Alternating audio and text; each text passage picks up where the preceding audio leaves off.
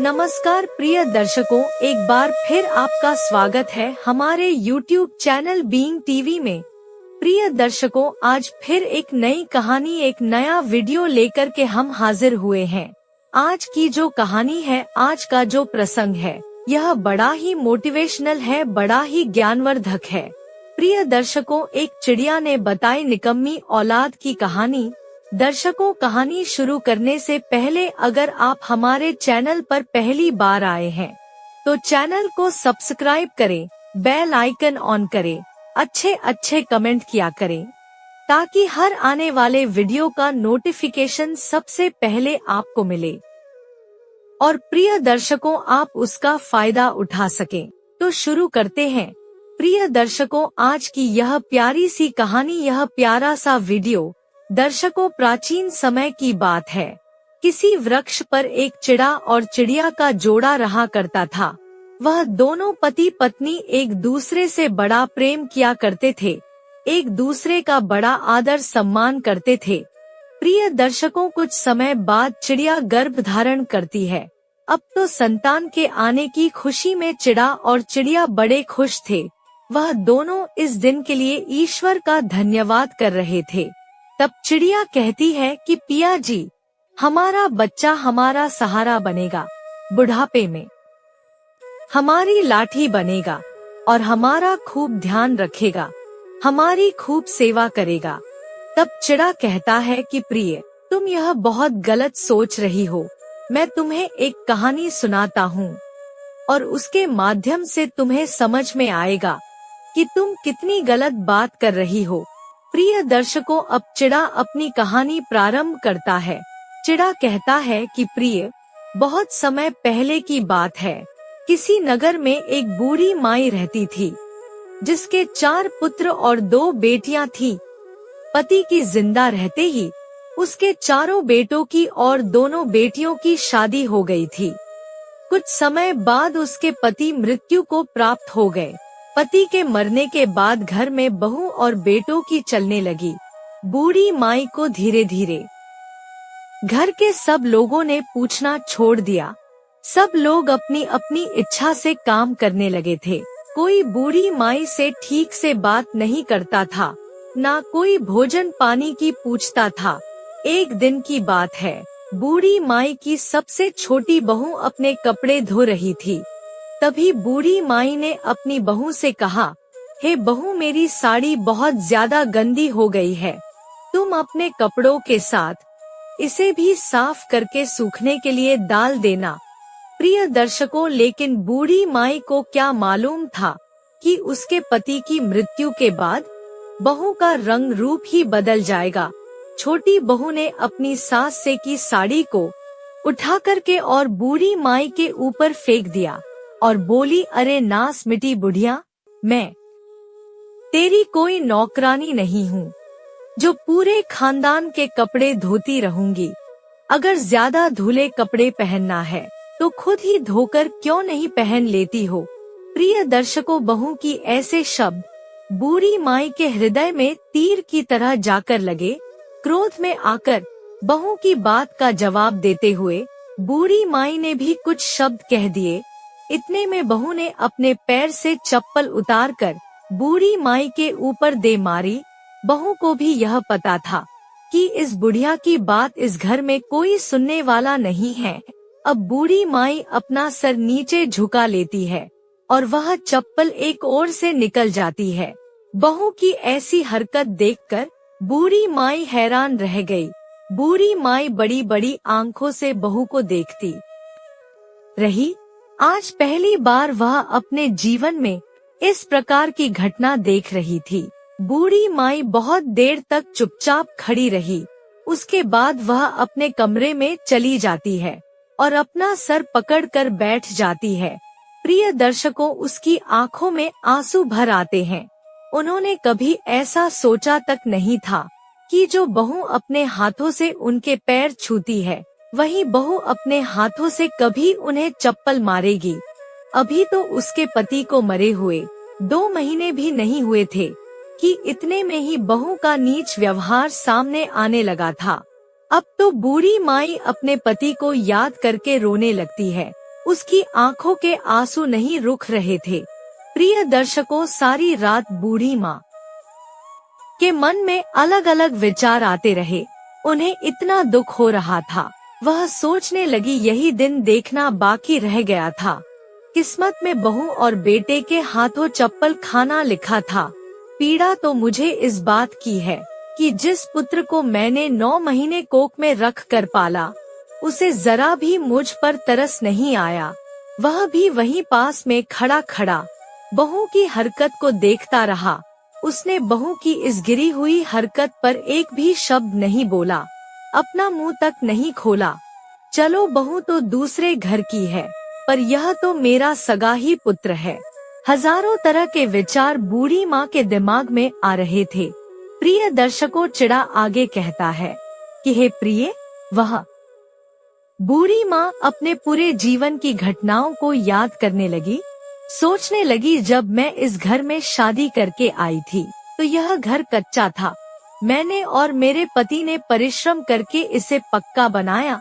बहू बेटों के लिए सारी सुख सुविधाओं के साधन घर में लाकर रख दिए, और आज इस घर में मेरी कोई इज्जत नहीं बची है। कोई मुझसे 4 बातें करने वाला भी नहीं है। भगवान ऐसी दुष्ट संतान किसी को ना दे। मेरी सास इतनी तेज थी कि पूरे दिन मुझसे काम करवाती रहती थी। एक काम खत्म नहीं हो पाता था तो दूसरा काम बता दिया करती थी, और मैंने तो बस एक साड़ी धोने को क्या बोल दिया, बहू तो मुझे सीधे चप्पल से ही मारने लगी।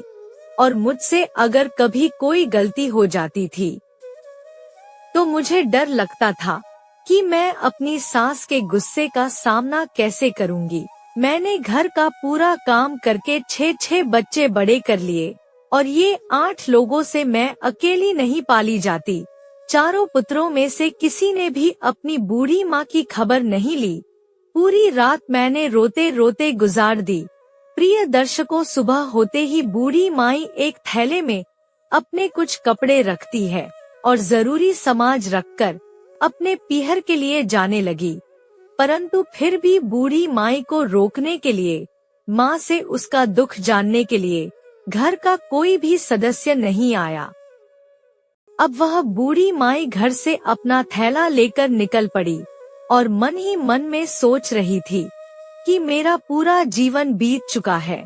जिस दिन से इस घर में शादी करके आई थी, तब से लेकर अब तक मैं कभी इस तरीके से अपने पीहर नहीं आई, और जब भी कभी किसी जरूरी काम से जाना भी पड़ा तो मैं पूरे दिन अपने पीहर में ठहर कर शाम को अपनी ससुराल लौट आई।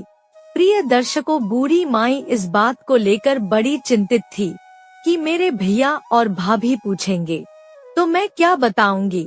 यही सारी बातें सोचते सोचते वह अपने पीहर में पहुंच गई। सामने देखा तो भैया घर के बाहर बैठकर आराम कर रहे थे। वह अपनी बहन को अपने घर आया देख बहुत खुश हुए। कहने लगे, अरे देखो, आज प्यारी बहन आई है। बड़े दिनों के बाद देखकर सब लोगों ने बूढ़ी माई का खूब खुश होकर के स्वागत किया। भाई ने आगे बढ़कर बहन के हाथों से थैला ले लिया। थैला बहुत भारी था। थैले को देखकर ही भाई समझ गया था कि लगता है हमारी बहन हमारे घर बहुत दिन तक ठहरने के लिए आई है, इसलिए थैले में अपने काम की जरूरी वस्तु और कपड़े लाई है। भाई ने बहन का खूब आदर सम्मान किया और पूछा, हे बहन, घर में सब ठीक तो है ना? आज एकदम से कैसे अकेले ही किसी को बिना बताए घर पर आ गई? तुम्हें देखकर लग रहा है कि तुम्हारा चेहरा भी कुछ उदास है। क्या बात है? क्या कोई संकट आ खड़ा हुआ है? बूढ़ी माई कहने लगी, नहीं भैया, जिसके 4 बेटे हों और 4 बहुएं हों, आखिर उसे क्या दुख तकलीफ हो सकता है? मेरा चेहरा तो बस ऐसे ही उतर गया। लंबा सफर था, थैला बड़ा भारी था, इसलिए थक गई हूँ। बूढ़ी माई सही बात को छुपा लेती है। भाई कहने लगा, कोई बात नहीं बहन, यदि तुम्हारा मन वहाँ नहीं लगता तो तुम जितने दिन चाहो उतने दिन आराम से यहाँ रह सकती हो। ये तुम्हारा ही घर तो है। इस प्रकार वह बूढ़ी माई अपने पीहर में रहने लगी। अब पीहर में भाई के द्वारा उनका खूब ख्याल रखा जाता था। उसे किसी बात की कोई दुख तकलीफ नहीं थी। फिर भी बूढ़ी माई हर समय उदास रहती थी। उनका चेहरा हमेशा लटका लटका सा रहता था। उनकी आंखों के सामने उनकी बहू का दुष्ट व्यवहार दिखता रहता था। बहू की बातें उनके कलेजे के टुकड़े टुकड़े कर देती थी। जब भी वह अपने पुत्रों के व्यवहार को याद कर लेती थी तो उनका दिल टूट जाता था। वह उस घटना को जितना भुलाना चाहती थी, वह बात उतनी ही याद आ जाती थी। यादें उनको अंदर ही अंदर घाव कर रही थी। रात भर उन्हें नींद नहीं आती थी। और प्रिय दर्शकों, नींद आती भी तो आती कैसे? अपनों के द्वारा दिया गया दुख, अपनों द्वारा किया गया अपमान दूसरों की अपेक्षा अधिक पीड़ा पहुंचता है। दूसरे के द्वारा पहुंचाई गई चोट इतनी तकलीफ नहीं देती है जितनी कि अपनों के द्वारा मिलती है, क्योंकि जब कोई अपना सगा होकर के चोट देता है तो ज्यादा पीड़ा होती है। बूढ़ी माई इन्हीं बातों को सोच सोच कर दिन रात दुखी रहती थी। एक दिन उसने सोचा कि मुझे यहाँ आए हुए इतने दिन हो गए हैं, मैंने तो सोचा था कि मैं नाराज होकर चली जाऊंगी तो पीछे से कोई मेरा पुत्र मुझे मनाने के लिए जरूर आएंगे और अपनी गलती की क्षमा मांगकर मुझे यहाँ से बुलाकर ले जाएंगे। पर कोई भी मुझे मानना तो दूर, मुझे देखने तक नहीं आया। ऐसी संतान को धिक्कार है जो दुख में माता पिता की खबर तक ना ले सके। प्रिय दर्शकों, चिड़ा आगे कहता है कि हे प्रिय, बूढ़ी माई अपने कमरे में बैठी बैठी रो रही थी कि इतने में उनका भाई आ गया। बहन को रोता हुआ देखकर भाई ने पूछा, हे बहन, मुझे उसी दिन ऐसा लग रहा था कि तुम मुझसे कुछ छुपा रही हो, इसलिए आज तुम मुझे साफ साफ बता ही दो कि आखिर बात क्या है। तब बहन ने रोते हुए भाई को सारी बात बताई। बूढ़ी माई बोली, हे भाई, तुम मेरी ऐसी हालत देखकर ही मेरा दुख समझ सकते हो कि आज मुझे तुम्हारे घर पर 20 दिन हो गए हैं और कोई मेरी खबर लेने तक नहीं आया। मेरी बहू और मेरे बेटे मेरे साथ अच्छा व्यवहार नहीं कर रहे हैं। यदि मुझे कोई चाहता तो क्या मेरे 4 बेटों में से कोई मुझे बुलाने नहीं आता? प्रियदर शको बहन की पूरी बात सुनकर भाई समझाने लगा, हे बहन, अगर तुम जाना चाहती हो तो वहाँ चली जाओ। आखिर तुम्हारे ही बहू बेटे हैं। बच्चों ने अगर कुछ गलती कर दी तो बड़ों को बड़ा हृदय करके उन्हें माफ कर देना चाहिए। हो सकता है क्रोध में तुम्हारे पुत्र तुम्हें लेने के लिए नहीं आए हों। प्रिय दर्शकों, भाई के समझाने पर बूढ़ी माई ने कहा, भाई, यदि तुम कहते हो तो मैं स्वयं ही चली जाऊंगी, लेकिन मैं आज नहीं जाऊंगी। आज मैं अपने दूसरे भाई के घर जाऊंगी और उससे मिलकर मैं कल अपने घर जाऊंगी। इतना कहकर बूढ़ी माई अपने दूसरे भाई के घर पहुंची। प्रिय दर्शकों, वह भाई एक पहलवान था और पहलवानों को अपने यहाँ कुश्ती सिखाया करता था। जब बूढ़ी माई अपने पहलवान भाई के घर पहुंची तो भाई बड़ा खुश हुआ। कहने लगा, बहन, मुझे पता चल गया था कि तुम भैया के घर आ गई हो, लेकिन मैं कुछ अधिक व्यस्त था, इसलिए तुमसे मिलने नहीं आ सका। प्रिय दर्शकों, जब भाई ने बूढ़ी माई के चेहरे को गौर से देखा तो उसे ऐसा लगा जैसे बहन किसी बात को लेकर बड़ी दुखी है। वह पूछने लगा, हे बहन, तुम्हारे चेहरे को देखकर लग रहा है कि तुम बहुत दुखी हो। क्या जीजा जी के जाने के गम से अभी तक दुखी रहती हो?